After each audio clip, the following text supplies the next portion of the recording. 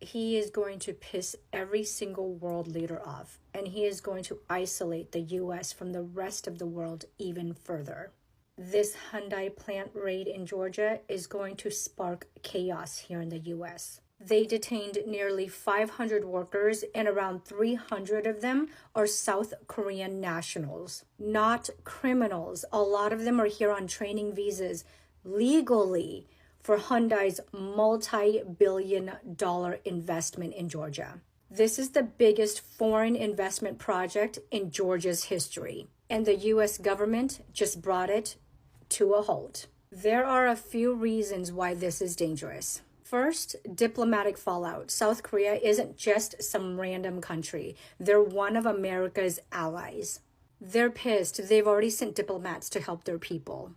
So messing with this relationship could screw trade, military cooperation, and future deals. Second, the money, the investment.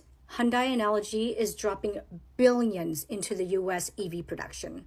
If they start thinking their workers aren't safe here, do you think they're going to continue to invest? Nope. They'll take their project elsewhere. Communities in Georgia is going to lose out big time. And third, trust in the system. Some people are here legally. If having the right visas doesn't protect you from being dragged off in a raid, what does it say to America's credibility? Who's going to want to come here for work or business? Just remember, this is Trump's America. These raids aren't about criminals.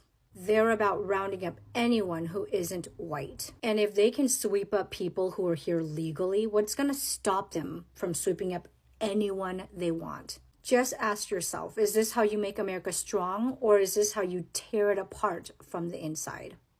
We didn't ask for this. We didn't vote for this. We don't deserve this. The largest anti-hunger program in the United States, the Supplemental Nutrition Assistance Program, or SNAP, the federal safety net, which has provided food assistance for vulnerable Americans since 1964, when President Johnson started his war on poverty, has just begun their cuts, as required by the Big Beautiful Bill. The Nonpartisan Congressional Budget Office estimates that these cuts are going to take about $186 billion from SNAP, while also adding work requirements and time limits on the program, while American families are all struggling. Wages are stagnant, inflation is up, groceries are even more expensive than ever, and the Republican government has decided now is the perfect time to decrease their help.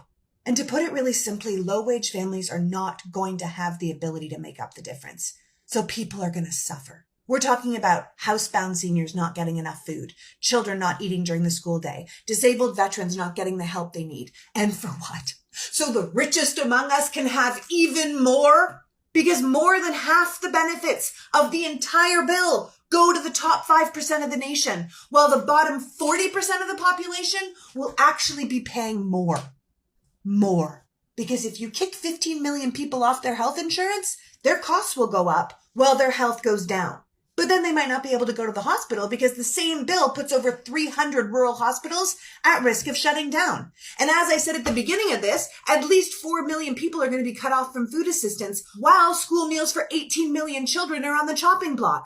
Energy costs are up, energy bills are up, college tuition is up, all so that the people who stood behind Trump at the inauguration, the people who hang out with them at like the Bezos wedding, can all high-five each other at frickin' Davos. The American dream only works if hard work matters. If it doesn't matter how hard you work, you're still not going to make it, then you aren't living the dream. You're living a nightmare. A hamster wheel of work where we can't get anywhere and we can't get off. And the big, beautiful bill just locked that in. The rich are looking at us like, run, little rodents, run. You're not going anywhere.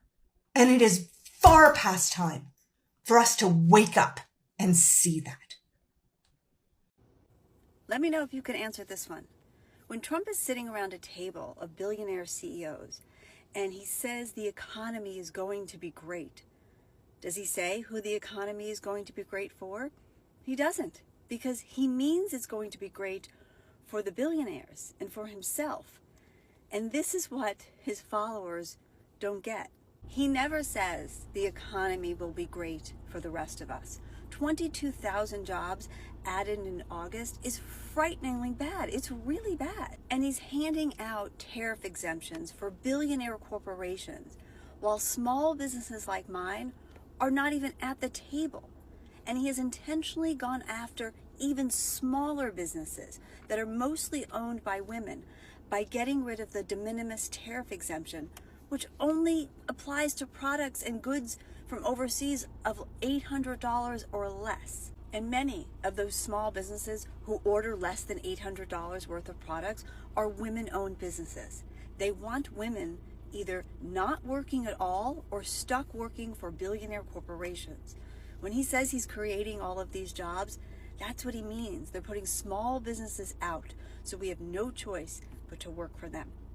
Donald Trump just broke his biggest campaign promise as MAGA has fallen for it again. Now, as you know, on the campaign trail, Donald Trump said that the economy would take off on day one.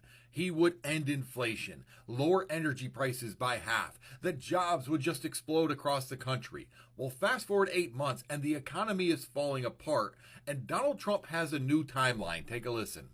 And our big year won't be really next year. I think it'll be the year after, because when these... Yeah, it won't be next year. The big year, the economy will recover in 2027.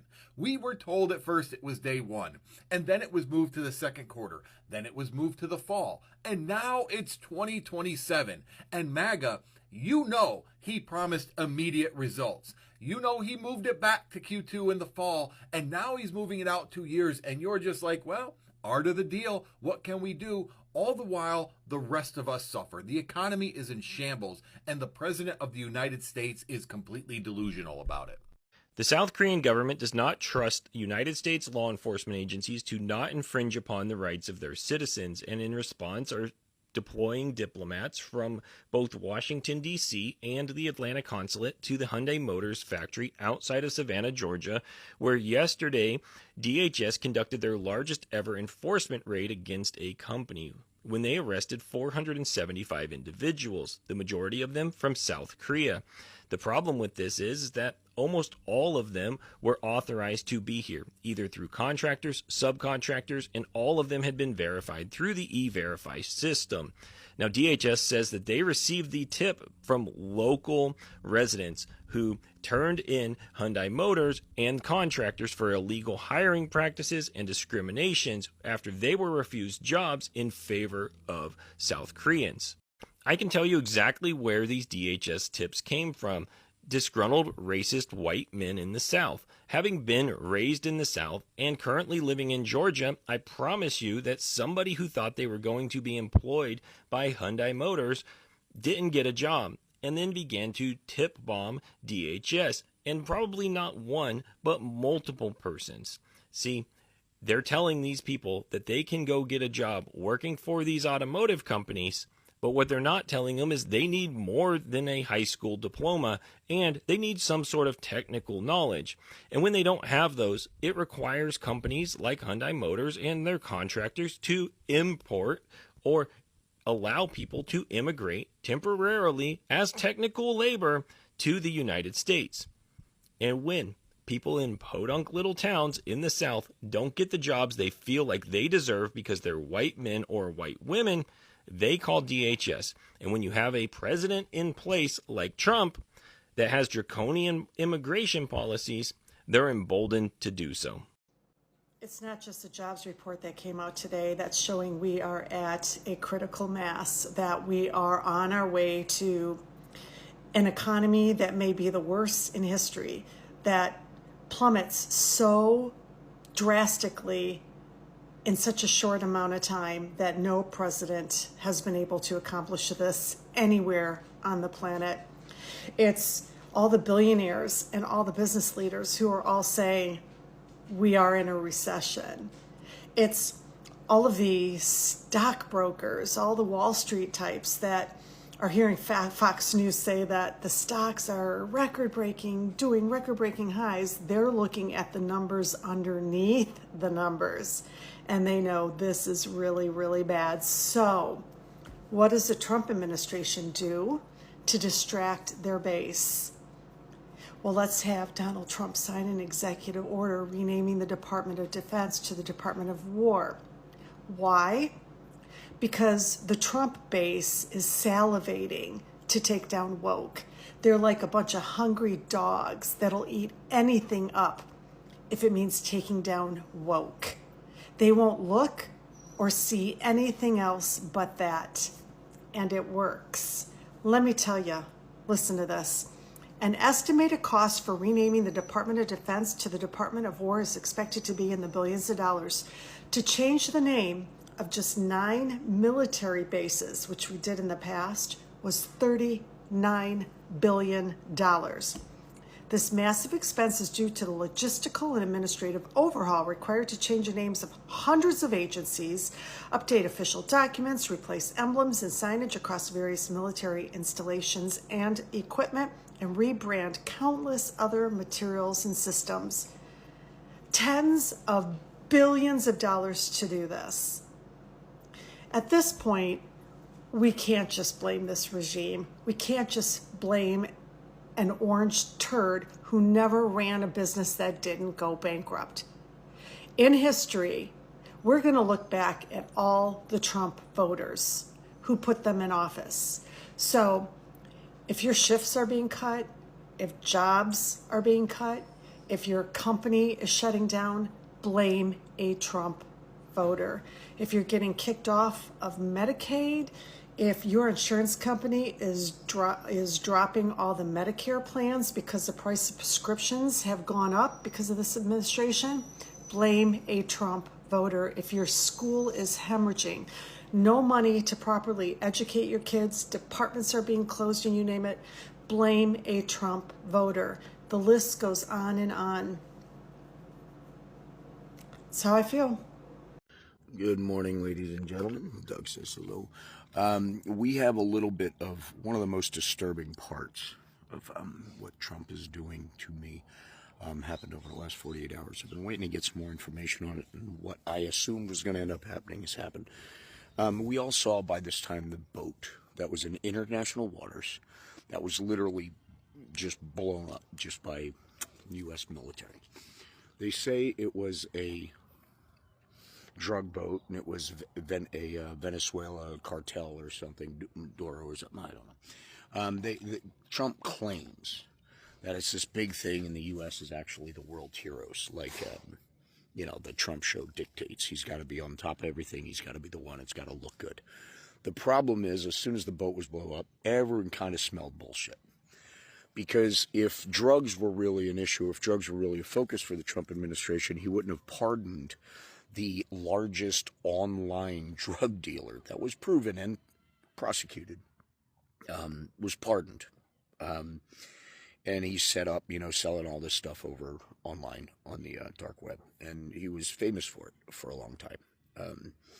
And he was pardoned. So it's not drugs. It's about the show. It's the concerning thing to me is because he's swimming in a pool with all these dictators and all these, global forms of assholes, we don't know who he's pissing off and who he's not, because we don't know what's real and what's not, because everything this administration puts out as far as press release, look at us blowing up this boat, and this was a drug deal. How do we know that? We don't. And what's been apparently proven is that it was an international crime. It was an act of war, because they are not allowed to just randomly blow shit up without reason. Yes, the United States government does take part in partnerships worldwide under policing activities, especially for drug cartels, and it has been effective. But when Trump just decides to do stuff on his own and make up his own narrative, the whole world isn't going to fall for it, because nobody in the rest of the world voted for his ass. All right? He doesn't represent anyone worldwide except the people we don't want him representing. So when we look at this big picture and we look at the consistent idiocy of this man, and we see little things like a boat exploding and him jumping on a microphone like it's thing, you can be pretty damn sure there's something fake about it. So investigate. And if you're like, yeah, he's doing this, he's doing that, is he really? Or is it a show? Is it the same scripted bullshit that certain minority of people in America have fallen for so fucking long? The good part, that number's waning, so it's definitely dissipating.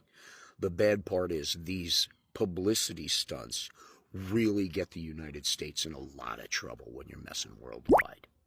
Just like the tariffs, just like all the other bullshit the Trump show has given us. So we need to pay attention to the facts more than anything, because now that he's playing on a global scale and he's already alienated us from all his allies to the points where we can't even send packages to each other without extra tariffs. Yes, that's the new thing too. Anyone sending packages into the United States has to pay extra, just so you know, and visiting extra. It's like a cover charge just for the gift of being in Trump's country. This is disgusting, ladies and gentlemen, and this is not what America's supposed to be. This is not making America great again. This is not even making America America anymore. This is making America into countries we don't want to be. And if people can't realize that yet, then maybe Trump has some sort of point about people not being smart enough to do things, which would start with him. So, stay diligent, stay educated, and be kind. Don't drink the Kool-Aid, especially the orange. We are all in this together. God bless. Stay strong, because the 99% shoulder to shoulder worldwide. And if you look for it, you'll find it, because they can't keep that information from us either. We got this, no matter how scary it is. So stay diligent, people. Be kind. That's the most important thing, because we're all in this together, whether we like it or not. God bless.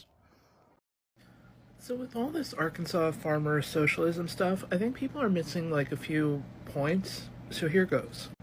You walk into a store and you go to buy a TV, but because of the mood of the salesman, the TV might be anywhere between $300 and $3,000 by the time you get to the register to pay for it. Are you going to buy that TV at Target, or are you going to go next door to Kmart and buy it where it's a guaranteed $300? No-brainer, right? Countries that aren't mad at the U.S., and that's a small number, are scared to buy U.S. crops because there is no guarantee Trump won't decide to wake up and put a 3,000% tariff on the crop. They're going to a country that's like, yeah, no, we don't do that shit. You and I have an agreement on what our tariffs are, and we're not just going to randomly change it in the night. Do you go to the store where there's a 50-50 chance that the TV you buy is broken already? Or do you go to the store where the TV is guaranteed that, you know, hey, it's going to arrive not broken? U.S. is not inspecting crops the same way. We are not looking at food safety the same way. Do you want to buy the sketchy soybeans from the U.S., or do you want to buy it from somewhere that's like, no, we'll stand behind this 100% quality check? Yep. Because our country still has a process with which we, like, you know, don't put tainted crops on a boat and ship them to you. Or do you go to the store that's like, hey, you can walk out of the store today with this TV? Or do you go to the store that says, hey, somewhere between tomorrow and never, we might drop the TV off at your house? At the whim of the fucking madman that is our president, you can't guarantee that, you know, an order of soybeans from the U.S. will arrive in your country at any point. Trump might start a war. Trump might, you know, have a tariff. Trump might consider the people on the boat to be illegals or undocumented, and he might confiscate the boat. Like, the fact that people are mad at the U.S., those are 3 really valid reasons for the rest of the world not to buy our products, because they can't guarantee price, they can't guarantee quality, and they can't guarantee arrival. Like, you know, soy, rice. We consume products in Asia, and we're not sure if you guys can deliver. But also, as far as socialism, please try to remember that all farmers get subsidies already. I mean, except for organic farms, because why would we want to subsidize those farms? Literally pay farmers in this country not to farm. There are farmers who had a bad 2025 or had a bad 2024 and now had bad at 2025. They will probably lose their farms somewhere in 2026, which is kind of a shame because the big beautiful bill actually has a lot of provisions that would help them, but they don't kick in until 2027. There's like $59 billion in subsidies. There's like another 6.4 in crop insurance. They raised the guaranteed crop price. They did something that makes it easier for farmers to pass down their farm through the generations, like they got rid of like the death taxes for farmers. There's quite a lot in the big beautiful bill that is basically socialism. Farmers just have to make it till 2027. If you're making TikToks like no socialism for you, remember that they do enjoy quite a lot of socialism already, even though they proudly get on camera and say that they didn't vote for it 3 times. I'm gonna get it. You're gonna have problems holding on to your house, let alone pass it down to your kid, but don't worry. Farmers are gonna be okay. Here's the thing, as Trump shuts America off from the rest of the world, we need farmers. It's important that we have food. Food and water are the 2 things, although farming is also the reason our water's getting fucked up, so that's another problem, but don't worry, we don't have an EPA to look into that, so let the nitrogen levels in Iowa continue to rise. I mean, they're getting what they voted for, and they don't even know what they voted for because they have no idea what's in the big beautiful bill. We need the farmers, but we need farmers who can understand a bit more what the hell is going on and what the hell they voted for. There was even a farmer who got on camera who was like, my cost is like $5 a bushel. Some dog food company reached out and said, we'll buy your rice for $3 a bushel. I'm not going to do that. You would rather your grain rot in a silo than feed dogs. And you think we're going to have sympathy for you. Pantries are running out of money. You could find a way to get your rice to the food pantries, but you'd rather let it rot. And you want us to save you. I watched Trump's announcements today in the Oval Office, so you don't have to, and here's my overview. We'll start with the craziest thing he said, which is that we've lost wars since World War II because we have become wokey. Not woke, wokey. Let's get into the meat of it. It was about an hour and a half long. He mentioned Biden 15 times, Obama 4 times, and people around him mentioned Biden an additional 6 times. That's 21 total Biden mentions, just so we're clear. Right at the beginning, he gets presented with an American flag, which he thinks is a blanket, probably because it wasn't folded into a triangle, but was instead folded into a square. And he looks at it and with all seriousness goes, oh, I could probably use that at night. He mistook an American flag for a blanket. So he signs an executive order to change the Department of Defense to the Department of War because, again, we don't lose wars when we're the Department of War and we're not wokey, again, whatever that means. Just a little history lesson for you. The Department of War previously was actually just the Department of the Army. There was also the Department of the Navy and things like that. In 1947, those all got combined into the National Military Alliance. And then in 1949, that got changed to the Department of Defense. You then have Pete Hegseth come in later and say that the Department of Defense was formed in 1947. He just doesn't know his own history to know it was 1949. Maybe he was drunk. So yeah, in addition to changing the name of the department, he says that they're not going to spend much money doing that because they know how to rebrand properly, and they'll just wait until letterhead runs out. That's literally the example he gave. Till letterhead runs out, and then they'll replace it with the new stuff. They then ask him, do you think that Congress will need to approve this? And he says there's a lot of questions about whether or not Congress would need to approve something like this. He thinks that EOs are just laws. He thinks it's legislation. Just a side note, there are the same number of trans people in the U.S. as there are people in the U.S. military, so just throwing that out there. You do with it what you want. Pete says something at one point, and he plugs his own book. It was hilarious. He just up there plugs his own book. And they're also claiming that every police department, this is a claim that's been made before, every police department, every fire department, every rescue team, every branch of the military all has record recruitment going on right now. That's what they're claiming. Oh, and he's still claiming that he won 7 wars or ended 7 wars. Can't list them because it was only 6, and some of those are made up, and most of them he had no involvement in. But again, whatever. He claims again that $17 trillion of investment is coming into the U.S. as a direct result of his winning the election and his tariff policy, and says that you'll notice the big change in a couple years when all the factories are built. Who wants to work in a factory, honestly? He's now claiming it's been 120 days, so 4 months since someone crossed the border illegally, and said that just a year ago there were millions of people crossing, and you could tell they were bad people just by looking at them. That, my friends, is called racism, just pure and simple. This one was hilarious. He finally admits that he's willing to go to a restaurant in D.C., something he didn't do during his entire first administration or so far during this one.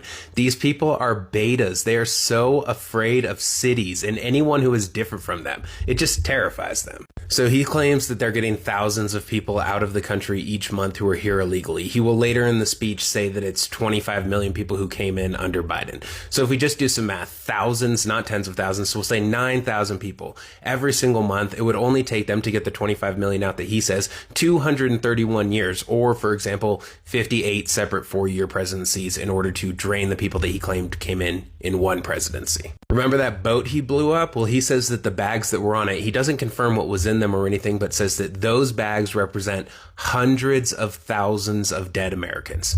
Someone asks him about trans people being banned from owning guns, and he skips over that question because it's not about the military, he says, whatever that means. Back to the drugs, even though the numbers from every reputable source that I can find shows that on average in a year, anywhere from 80 to 110,000 people might die from drug overdoses, he's now claiming that number is 350,000 people per year. He thinks every 3 years we lose 1 million people from drug overdoses. Just his thought. I mean, he doesn't give any proof or any statistics behind it. He just thinks 350,000 a year. He's introducing some guy, Adam, and he's clearly looking at the wrong person the whole time. He's looking at Sebastian Gorka while he's introducing this other guy, and then someone points over to the guy that he's supposed to be looking at, and he looks over at him. Hilarious. This man does not recognize who his own cabinet members are.